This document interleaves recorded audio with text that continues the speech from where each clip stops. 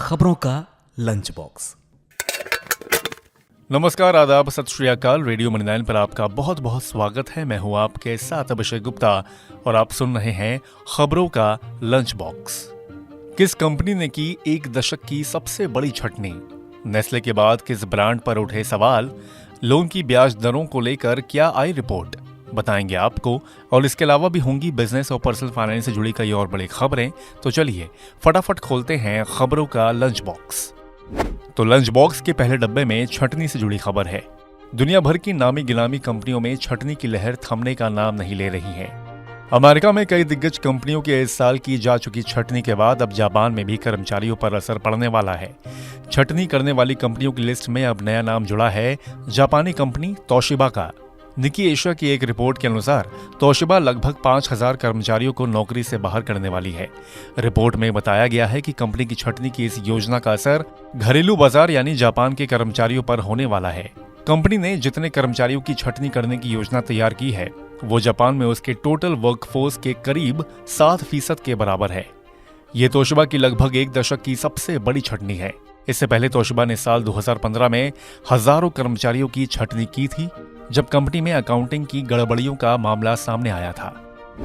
खोलते हैं lunch box का अगला डब्बा।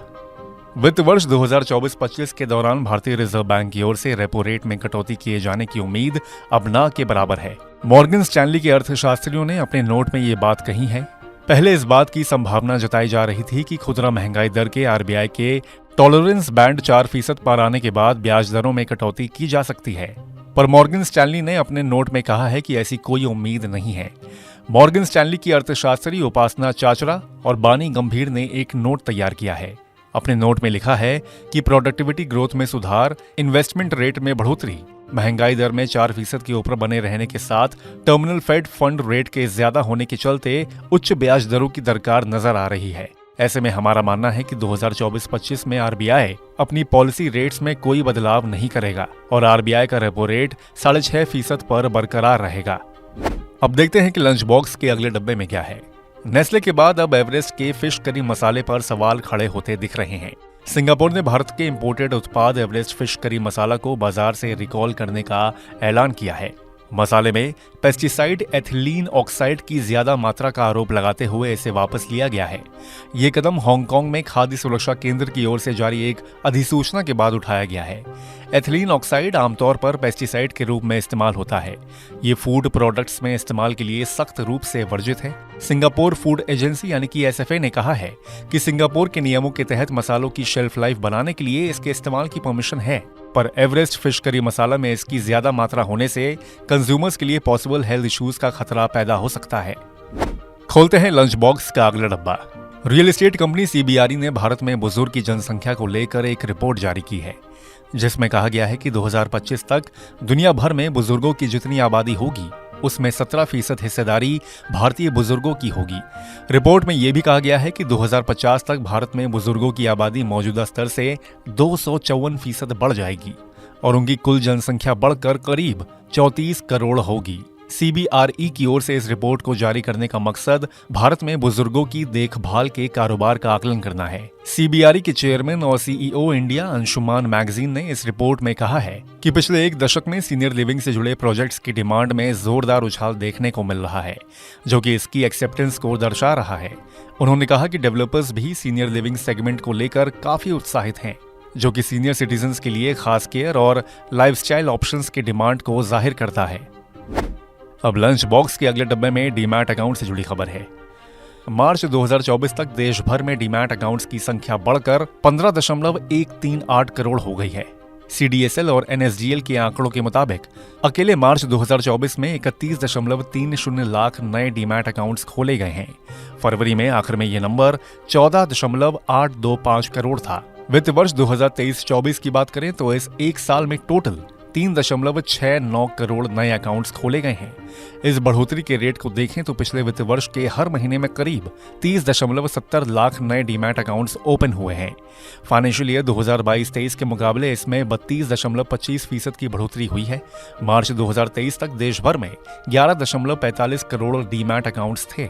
डीमैट अकाउंट्स की संख्या में उछाल के पीछे शेयर बाजार में लगातार तेजी, लोकसभा चुनाव में मौजूदा सरकार के रिटर्न की उम्मीद और देश की जीडीपी में ग्रोथ की उम्मीद को वजह माना जा रहा है। अब बात सोने की। पिछले 2 महीनों में भारत में सोने की कीमतों में बेतहाशा तेजी देखने को मिली है। सोने की कीमतों में इस कदर इजाफा हुआ है कि केवल 2 महीने से भी कम समय में सोने के दाम 11,000 रुपए तक बढ़ गए हैं। इंडियन बुलियन ज्वेलर्स एसोसिएशन यानी कि इब्जा की आधिकारिक वेबसाइट पर दी गई जानकारी के मुताबिक 23 फरवरी को 24 कैरेट सोने की कीमत 62,000 रुपए प्रति 10 ग्राम पर थी, जो 19 अप्रैल को बढ़कर 73,600 रुपए प्रति 10 ग्राम तक पहुंच गई है। ऐसे में गोल्ड की कीमत में 2 महीने से भी कम समय में 11,000 रुपए से भी ज्यादा की बढ़त दर्ज की गई है।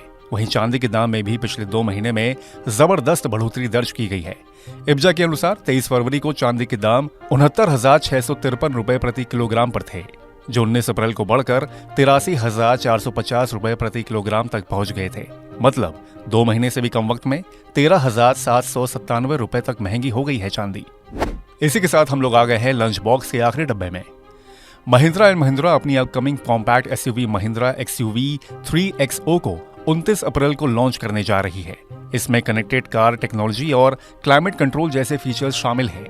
कनेक्टेड कार टेक्नोलॉजी से यूजर स्मार्टफोन से एसी को कंट्रोल कर सकेंगे। इससे कस्टमर कार में बैठने से पहले केबिन को ठंडा कर सकेंगे।